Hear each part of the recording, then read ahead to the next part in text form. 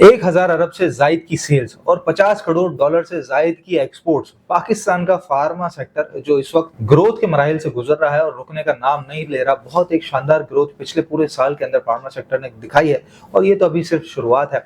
और इसी सेक्टर की one of the best company, listed company है सिटी फार्मा, जिसके बारे में आप सवाल कर रहे हैं। City pharma APIs, active pharmaceutical ingredients का एक मेजर सप्लायर है पाकिस्तान में और इसका कस्टमर बेस भी काफी बड़ा है, जिसमें बेहतरीन कंपनीज जैसे कि एबट, मार्टिन डाउ, फिरोजसंस लेबोरेटरीज, लकी कोर इंडस्ट्रीज, इसके अलावा सर्ल्ट पाकिस्तान, हेलियन और ग्लेक्सोस्मिथक्लाइन जैसी कंपनीज इसमें शामिल हैं। और लोकल सेल्स करने के अलावा कंपनी उज्बेकिस्तान, यूएसए और दुबई के अंदर अपने प्रोडक्ट्स को एक्सपोर्ट भी करती है। साथ ही साथ कंपनी के पास कुछ फिनिश प्रोडक्ट्स भी हैं, जैसे कि टैबलेट्स और इंजेक्शन वगैरह, उनको भी ये कंपनी सप्लाई करती है। कंपनी की अभी तक की जो 9 मंथली अर्निंग है वो ₹2.97 की है और पिछले पूरे साल के अंदर कंपनी ने ₹3.65 कमाए थे। और अगर अगले क्वार्टर की भी कुछ एक्सपेक्टेशंस रखें तो ऑलमोस्ट पिछले साल के करीब ही इसकी अर्निंग्स बनेंगी पूरे साल की।